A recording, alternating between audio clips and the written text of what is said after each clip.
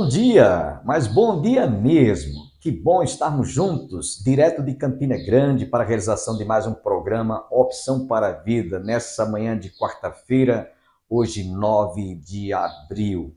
Hoje comemora-se o Dia Nacional do Aço, uma das grandes fontes de renda para este país, que exporta aço para todo o mundo. Portanto, louvamos e agradeçamos a Deus por esta riqueza que o nosso país produz. Outra vez estaremos ouvindo o reverendo Antônio Júnior e o reverendo Hernandes Dias Lopes da Letra a Palavra, falando sobre um tema muito importante: esperança.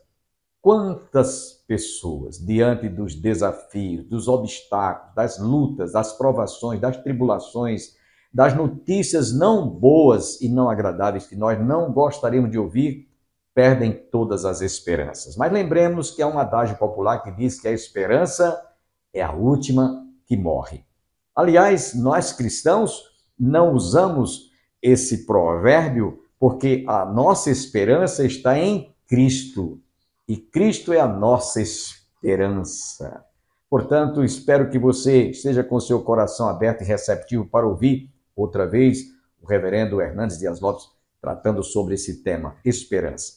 Mas antes, deixe-me vos lembrar, no próximo dia 20 deste mês, é um domingo, às 18 horas, você está cordialmente convidado a participar do culto em ações de graças pela passagem do 34º aniversário do programa Opção para a Vida.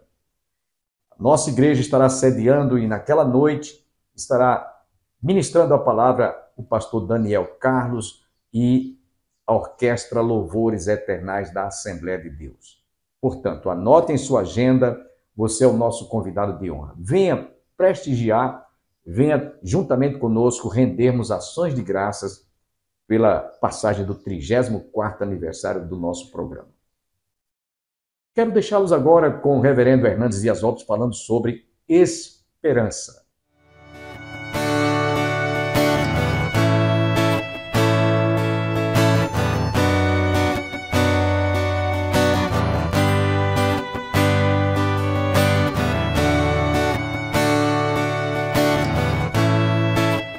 Há um ditado popular que diz que a esperança é a última que morre. Mas há muitas pessoas com a esperança morta. Há muitas pessoas rendidas ao desespero. Desesperados com a situação política do país, com a corrupção galopante que está drenando os recursos e as riquezas da nação. Desesperados em relação ao futuro. Desesperados por causa da violência que campeia na cidade e no campo. Você pode ter esperança, ainda que num mundo marcado pelo desespero. Se a sua esperança estiver no dinheiro, na política, na economia ou na força dos seus braços, então essa esperança é muito frágil. Mas você pode ter uma outra esperança, uma viva esperança. A nossa esperança não está aqui. Este mundo, ele enfrenta suas lutas, seus dramas, tem seus vales, tem suas angústias, mas a nossa esperança está em Deus. Nossa esperança não é uma circunstância, a nossa esperança é uma pessoa, a nossa esperança é Jesus.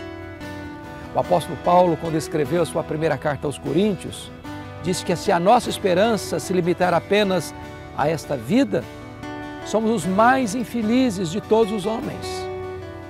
Mas se temos uma viva esperança, podemos então ter garantia de que temos uma pátria celeste, temos uma herança incorruptível e imaculada, temos uma segurança inabalável, temos a certeza da vida eterna.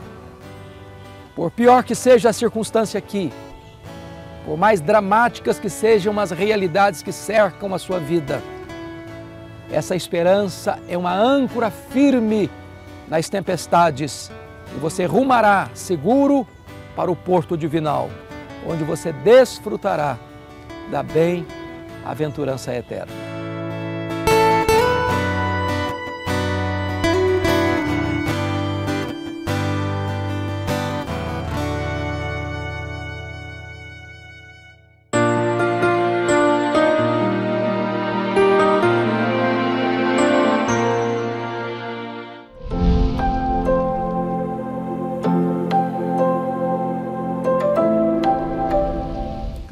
19 de Oséias, nos diz a seguinte coisa: não te alegres, ó Israel, não exultes como os povos, porque como prostituir-te, abandonaste o teu Deus, amaste a paga de prostituição em todas as eiras de cereais.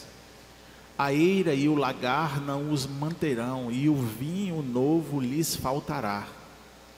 Na terra do Senhor não permanecerão, mas Efraim tornará ao Egito, e na Assíria comerá coisa imunda.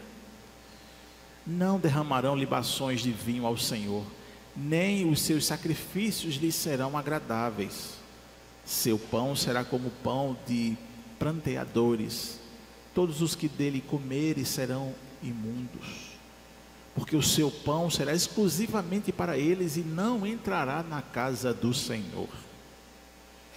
E fareis vós no dia da solenidade, no dia da festa do Senhor? Porque eis que eles se foram por causa da destruição, mas o Egito os ceifará, Mênfis os sepultará. As preciosidades da sua prata, as urtigas as possuirão, espinhos crescerão nas suas moradas. Chegarão os dias do castigo, chegarão os dias da retribuição. Israel o saberá, o seu profeta é um insensato, o homem de espírito é um louco, por causa da abundância da tua iniquidade, ó Israel, e o muito do teu ódio. O profeta é sentinela contra Efraim, ao lado de meu Deus, laço do passarinheiro em todos os seus caminhos, e inimizade na casa do seu Deus. Muito profundamente se corromperão, como nos dias de Gibeá. O Senhor se lembrará das suas injustiças e castigará os pecados deles. Achei a Israel como uvas no deserto, vi a vossos pais como as primícias da figueira nova, mas eles foram para Baal-peor e se consagraram à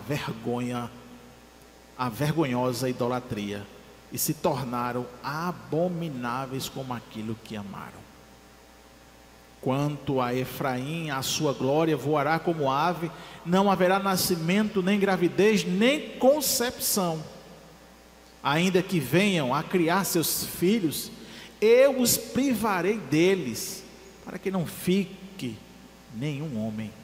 Ai deles, quando deles me apartar. Efraim, como planejei, seria como Tiro, plantado num lugar aprazível, mas Efraim levará seus filhos ao matador.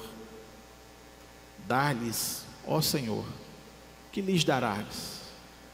Dá-lhes um ventre estéril e seios secos.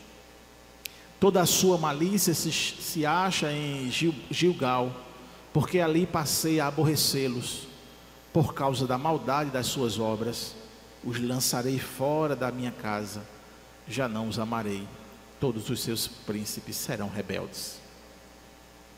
Ferido está Efraim, secarão-se as suas raízes, não dará fruto, ainda que gere filhos, eu matarei os mais queridos do seu ventre. O meu Deus os rejeitará, porque não o ouvem, e andarão errante entre as nações. Um texto difícil, né, irmãos? Um texto bem pesado. Mas vamos tentar entender esse texto aqui. Vamos tentar entender o que Deus então quer nos falar, nos ensinar. O juízo de Deus sobre o povo que se afastou. Irmãos, quando nós falamos sobre as consequências do pecado, a gente deve ter uma noção geral do que é essa consequência do pecado, ou a abrangência do que isso significa. Teologicamente, as consequências do pecado estão exclusivamente na morte física, na morte espiritual e na morte eterna. é a consequência do pecado.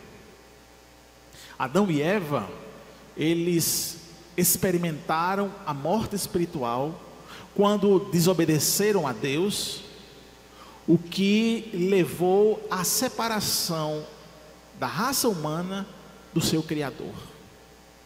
Posteriormente, a morte física tornou-se uma realidade inevitável para toda a humanidade. E a gente pode pegar a morte física como uma prova de que todos pecaram. Posteriormente, nós temos a morte eterna, que é aquela que, sem o perdão dos nossos pecados, é o fim eternamente para todos aqueles que estão separados definitivamente de Deus. Essa é a morte espiritual, física e eterna, é consequência do pecado. Mas podemos aqui, irmãos, pensar que a Bíblia também nos ensina que o próprio Deus pensou, executou um plano para nos livrar da consequência do pecado. E para nos livrarmos da consequência do pecado, somente pela graça de Deus, mediante a obra redentora de Cristo, essa libertação, ela vai ocorrer em 3 aspectos principais: o livramento da culpa, o livramento do poder do pecado e o livramento da presença do pecado. O livramento da culpa do pecado é quando o pecado ele gerou, né, culpa e separação de Deus. Paulo ele explica isso em Romanos capítulo 3. E a solução para essa culpa deveria ser um sacrifício expiatório. E Deus, ao longo da história e no Antigo Testamento, ele revelou vários textos para dizer como seria isso. Haveria derramamento de sangue, uma oferta perfeita, e é justamente nesse sacrifício expiatório de Cristo na cruz que Deus apaga a dívida do pecado e nos justifica diante dele. Ou seja, quando então recebemos a Cristo, nós somos declarados justos diante de Deus. E isso é o livramento da culpa do pecado. Romanos capítulo 5, verso 1 diz: justificado, pois, mediante a fé, temos paz com Deus, por meio de nosso Senhor Jesus Cristo. Efésios capítulo 2, verso 8 e 9 diz: porque pela graça sois salvos, mediante a fé, e isto não vem de vós, é dom de Deus, não de obras, para que ninguém se glorie.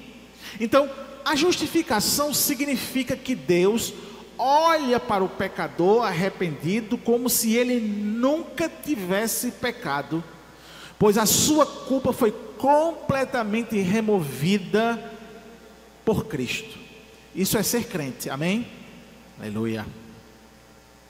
Mas também houve o livramento do poder do pecado, porque a Bíblia também ensina que nós éramos escravos do pecado, e se éramos escravos do pecado, todo ser humano vivia à mercê do poder do pecado, e as suas concupiscências demonstram essa vida vivida pelo poder do pecado. Então, consequentemente, em Cristo também, nós nos livramos do poder do pecado. E após a conversão, o pecado, mesmo ainda tentando exercer domínio sobre o crente, mas a habitação do Espírito, o crente ele é capacitado a viver uma vida de santidade. Romanos capítulo 6, verso 14: porque o pecado não terá domínio sobre vós, pois não estáis debaixo da lei, e sim da graça. Então, se nós estamos sobre a graça de Deus, Isso quer dizer então que nós fomos livres do poder do pecado. O pecado não domina mais a nossa vida. Embora ainda estejamos contaminados, mas ele não exerce mais poder, porque o Espírito Santo nos ajuda a viver essa vida de santidade para Ele. Houve então uma renovação, uma regeneração. Amém, meus irmãos? E isso é ser livre do poder do pecado. Gálatas 5,16 diz assim: digo, porém, andar no Espírito e jamais satisfareis a concupiscência da carne. Quando o pastor congregacional Joe Owen, ele escreve a morte da morte na morte de Cristo, ele disse que o pecado não pode mais reinar onde Cristo habita, pois ele destruiu o seu poder sobre os que são seus. E isso é bem consolador, não é? Ou seja, o pecado não tem mais domínio na pessoa aonde Deus habita, onde Cristo habita, onde o Espírito habita. Mas também, irmãos, nós vamos ser livres do poder, ou melhor, da presença do pecado. Então, embora livres do poder do pecado, ou seja, o que nos domina agora é o Espírito, amém? Mas a gente está na presença do pecado, convivendo com o pecado, sim ou não? Mas haverá o livramento da presença do pecado. E embora sejamos libertos da culpa e do poder do pecado, ainda vivemos em um mundo caído, mas a promessa final da redenção é a remoção completa do pecado na glorificação. Então assim, se existe uma meta, um objetivo nas nossas vidas, de viver na glória, eternamente na presença de Deus, outra coisa maravilhosa que vai acontecer quando nós estivermos no céu, é que nós não vamos estar na presença do pecado, não haverá mais pecado, não haverá mais trairagem, mentira, ciúme, não haverá mais nada que atrapalhe as nossas vidas, que entristece a nossa vida, que machuca a nossa alma. Apocalipse 21:4 diz: e lhes enxugará dos olhos toda lágrima, e a morte já não existirá, já não haverá luto, nem pranto, nem dor, porque as primeiras coisas passaram. A primeira carta de João, no capítulo 3, versículo 2, diz assim: amados, agora somos filhos de Deus, e ainda não se manifestou o que havemos de ser, mas sabemos que quando Ele se manifestar, seremos semelhante a Ele, porque havemos de vê-lo como Ele é. A glorificação é o momento final da salvação, no qual todo traço de pecado será removido definitivamente, e desfrutaremos da presença plena de Deus. O livro de Oséias, e esse texto do capítulo 9, nos apresenta um chamado muito forte ao arrependimento e à compreensão das consequências do pecado. Esse capítulo 9, ele destaca um juízo iminente de Deus sobre Israel, devido à sua infidelidade e idolatria. A passagem aqui nos ensina que o afastamento de Deus leva-nos à destruição. O que o pecado traz é a disciplina de Deus sobre o seu povo. E hoje, irmãos, nós queremos compartilhar nesse texto 4 pontos principais. O primeiro deles, o motivo da ira de Deus, versículo 1 ao versículo 4. O segundo, o julgamento sobre a terra e o povo, versículo 5 ao versículo 9. 3, a rejeição do profeta e do conhecimento divino, versículos 10 a 14. E a destruição inevitável, versículo 15 a 17. Do versículo 1 ao versículo 4, nós temos então o motivo da ira de Deus. O porquê então Deus fala, se revela ao povo, levanta o profeta com palavras tão duras. Porque Israel havia se afastado completamente de Deus. Eles estavam buscando a sua segurança, o seu prazer nos deuses pagãos e nas alianças políticas. Eles acreditavam que suas colheitas e prosperidade vinha de Baal e não de Deus. Essa apostasia estava trazendo então essa disciplina divina, essa punição de Deus. Então nós percebemos aqui como os homens são levados à idolatria quando transfere para a criatura o que pertence unicamente a Deus.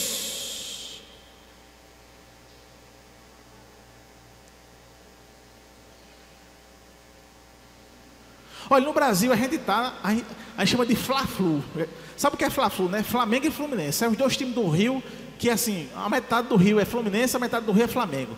Aí assim, um ganha, outro perde, um ganha, outro perde, e fica esse Fla-Flu. O cara é torcedor, pode ser o Flamengo ruim, mas ele é torcedor até o fim, como eu, né? Se bem que ele está bem agora. Mas não deixa de torcer, não é assim? No Brasil está do mesmo jeito com a política. Aí um é lulista, outro é bolsonarista. E a igreja entrou nesse tipo de discussão ao ponto de pensar que Bolsonaro é mito, ou que Lula é o salvador da pátria.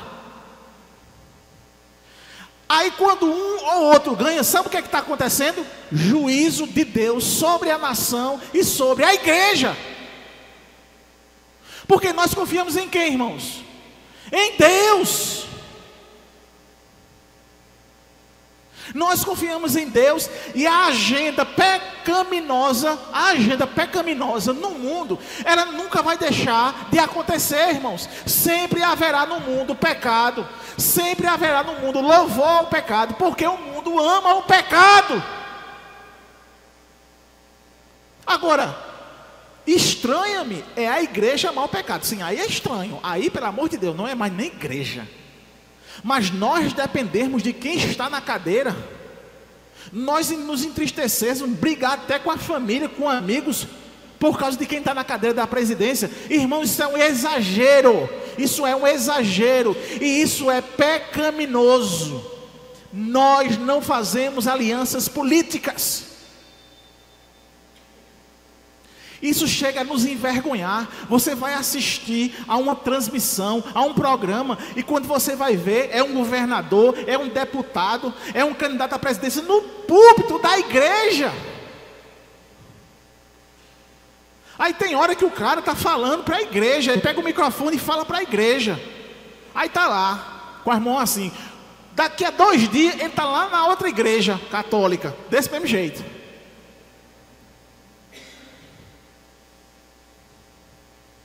E talvez ele só não vá para a religião de matriz africana, porque ainda é minoria, não tem muito eleitor não. Mas se fosse de grande maioria, ele também estaria lá, desse mesmo jeito. Sem sombra de dúvida. E a igreja entrando nesse tipo de discussão baixa, sem futuro, e esquecendo-se de Deus e que Deus tem o controle. Estão entendendo, meus irmãos? Eu não estou dizendo que você não deva votar e que você deva ter o seu candidato. Eu estou dizendo que cuidado para não fazer desse candidato um mito, um ídolo. Amém? Cuidado, porque o que Israel estava fazendo aqui era pegar a Assíria e o Egito e trazer os deuses deles para dentro. Eles pensavam que a política assíria e a política egípcia ia ajudar eles.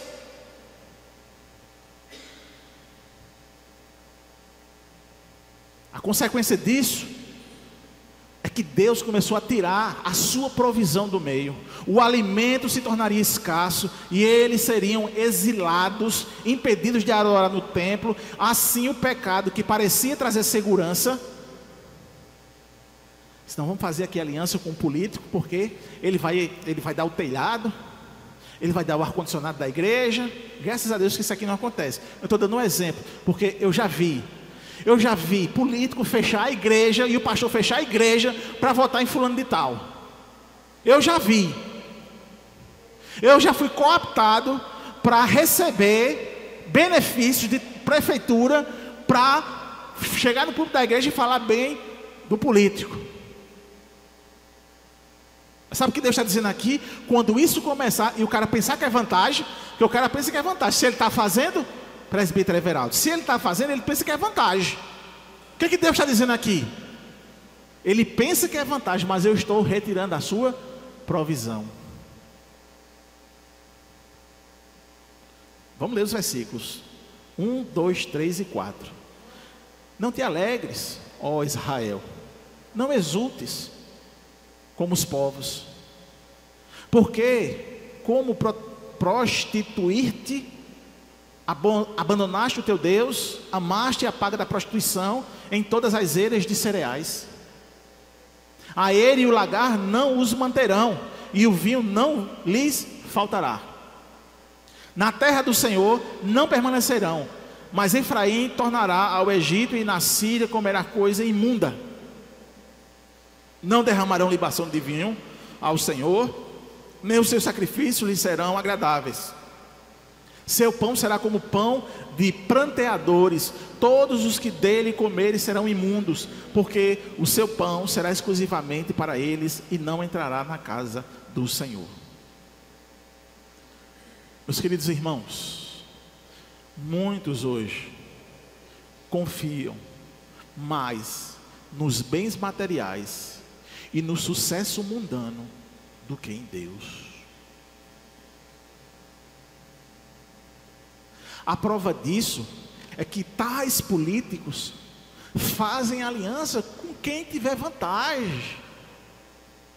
Quem lhe der vantagem, ele vai fazer aliança. Se o diabo dar vantagem a ele, ele vai fazer aliança com o diabo. Se Deus der vantagem a ele, ele vai fazer aliança com Deus. O objetivo, irmãos, o que nós constatamos aqui, ao nosso redor, não é longe não, ao nosso redor, o que nós constatamos é que as pessoas, elas se preocupam com seus bens materiais e com o sucesso mundano. E esse perigo também rodeia o nosso coração, irmãos. Esse perigo rodeia o nosso coração. Cada um de nós.